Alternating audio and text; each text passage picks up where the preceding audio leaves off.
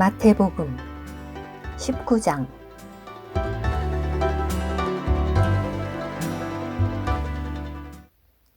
예수님께서 이 말씀을 마치시고 갈릴리를 떠나시어 요단강 건너편 유대 지경으로 가시니 큰 무리가 따랐으며 거기서 예수님께서 그들을 고쳐주셨다. 바리새인들이 예수님께 나와 사람이 이유만 있다면 아내와 이혼하는 것이 옳습니까? 라고 하며 시험하니 예수님께서 대답하셨다. 사람을 창조하신 분께서 본래 남자와 여자를 만드시고 이러므로 남자가 부모를 떠나 아내와 합하여 그 둘이 한 몸이 될 것이다. 라고 말씀하신 것을 읽어본 적이 없습니까? 따라서 그들은 이제 둘이 아니라 한 몸입니다. 그러므로 하나님께서 짝지어 주신 것을 사람이 나누지 못합니다.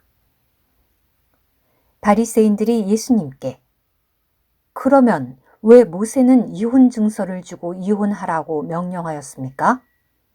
라고 하니 예수님께서 말씀하셨다.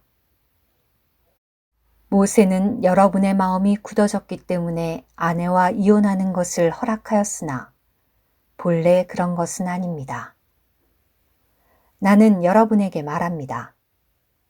누구든지 음행한 이유 외에 아내와 이혼하고 다른 여자와 결혼하면 간음하는 것이요. 또 이혼당한 여자와 결혼하면 간음하는 것입니다. 제자들이 예수님께 아내에 대한 남자의 처지가 그러한 것이라면 결혼하지 않는 것이 낫겠습니다. 라고 하니 예수님께서 말씀하셨다. 누구나 다 이 말을 받을 수 있는 것이 아니라 하나님께서 허락하신 사람만이 받을 수 있습니다.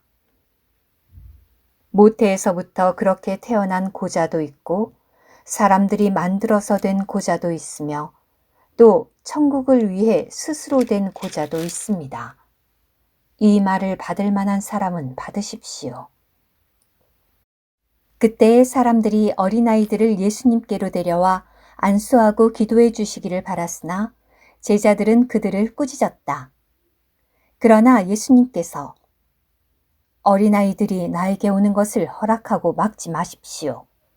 왜냐하면 천국이 이와 같은 사람들의 것이기 때문입니다. 라고 하시고 어린아이들에게 안수하신 후 거기서 떠나가셨다. 어떤 사람이 예수님께 나와 선생님, 내가 무슨 선한 일을 하여야 영원한 생명을 얻을 수 있습니까? 라고 하니 예수님께서 그에게 말씀하셨다. 왜 나에게 선한 일에 관해 묻습니까? 선한 분은 한 분뿐이십니다. 그러나 그대가 생명 안으로 들어가기 원한다면 계명들을 지키십시오. 그가 예수님께 어떤 계명들입니까? 라고 하니 예수님께서 말씀하셨다. 살인하지 마라, 간음하지 마라, 도둑질하지 마라, 거짓 증언하지 마라, 너의 부모를 공경하여라, 또한 너의 이웃을 너 자신처럼 사랑하여라. 그 청년이 예수님께 이 모든 것을 내가 지켰습니다. 나에게 아직 무엇이 부족합니까? 라고 하니 예수님께서 말씀하셨다. 그대가 온전해지기를 원한다면 가서 그대의 소유를 팔아 가난한 사람들에게 주십시오. 그러면 그대가 하늘에서 보화를 얻을 것입니다. 그리고 그대는 와서 나를 따르십시오. 그러나 그 청년은 이 말씀을 듣고 근심하며 떠나갔는데 왜냐하면 그에게 재산이 많았기 때문이다. 그러자 예수님께서 제자들에게 말씀하셨다. 내가 진실로 여러분에게 말합니다. 부자가 천국에 들어가는 것은 참으로 어렵습니다. 다시 여러분에게 말합니다. 낙타가 바늘길을 통과하는 것이 부자가 하나님의 왕국에 들어가는 것보다 쉽습니다. 제자들이 듣고 매우 놀라며 말하였다. 그러면 누가 구원받을 수 있습니까? 예수님께서 그들을 바라보시며 말씀하셨다. 사람으로는 그것이 불가능하지만 하나님으로는 모든 것이 가능합니다. 그러자 베드로가 예수님께 보십시오. 우리가 모든 것을 버리고 주님을 따랐습니다. 그러니 우리가 무엇을 얻게 되겠습니까? 라고 하니 예수님께서 그들에게 말씀하셨다. 내가 진실로 여러분에게 말합니다. 복원의 때에 사람의 아들이 자기의 영광의 보좌에 앉을 때 나를 따른 여러분도 12 보좌에 앉아 이스라엘 12지파를 심판할 것입니다. 또 내 이름을 위하여 집이나 형제나 자매나 아버지나 어머니나 자녀나 논밭을 버린 사람마다 보상을 100배나 받을 것이며 또 영원한 생명을 상속받을 것입니다. 그러나 앞에 있다가 뒤에 있게 되고 뒤에 있다가 앞에 있게 될 사람이 많을 것입니다. 마태복음 20장. 왜냐하면 천국이 포도원에서 일할 일꾼들을 고용하려고 아침 일찍 나간 집주인인 어떤 사람과 같기 때문입니다. 그가 하루에 한 데나리온씩 주기로 합의하고 일꾼들을 그의 포도원으로 들여보냈습니다. 그가 또 제3시쯤에 나가 장터에서 하는 일 없이 서 있는 사람들을 보고 여러분도 포도원으로 들어가시오. 내가 여러분에게 적절한 품삯을 주겠소. 라고 하니 그들이 들어갔습니다. 그가 제6시와 제9시쯤에 다시 나가서 그렇게 하고 제11시쯤에 또 나가서 다른 사람들이 서 있는 것을 보고 여러분은 왜 종일 여기서 하는 일 없이 서 있소? 라고 하자 그들이 우리를 고용해 주는 사람이 없기 때문입니다. 라고 하니 집주인이 여러분도 포도원으로 들어가시오. 라고 하였습니다. 저녁이 되자 포도원 주인이 자기 청지기에게 일꾼들을 불러 나중에 온 사람부터 시작하여 먼저 온 사람들까지 품삯을 주시오. 라고 하니 제11시쯤에 고용된 사람들이 와서 각각 한 데나리온씩을 받았습니다. 먼저 고용된 사람들이 와서 자기들은 더 받을 줄로 생각하였으나 그들도 한 데나리온씩 받게 되자 그들이 그것을 받고서 집주인에게 투덜거리며 말하였습니다. 나중에 온 이 사람들도 1시간만 일하였는데도 주인님은 종일 수고하며 타는 듯한 더위를 견딘 우리와 동등하게 대우하였습니다. 그러나 집주인은 그들 중 한 사람에게 대답하였습니다. 친구여, 나는 그대에게 부당한 일을 하고 있지 않소. 그대가 나와 한 데나리온으로 합의하지 않았소? 그대의 것이나 가지고 가시오. 나는 나중에 온 이 사람에게도 그대에게 준 것과 같이 주기를 원하오. 내 것을 가지고 내 뜻대로 해서는 안 된단 말이오. 내가 선함으로 그대의 눈에 악하게 보이는 거요.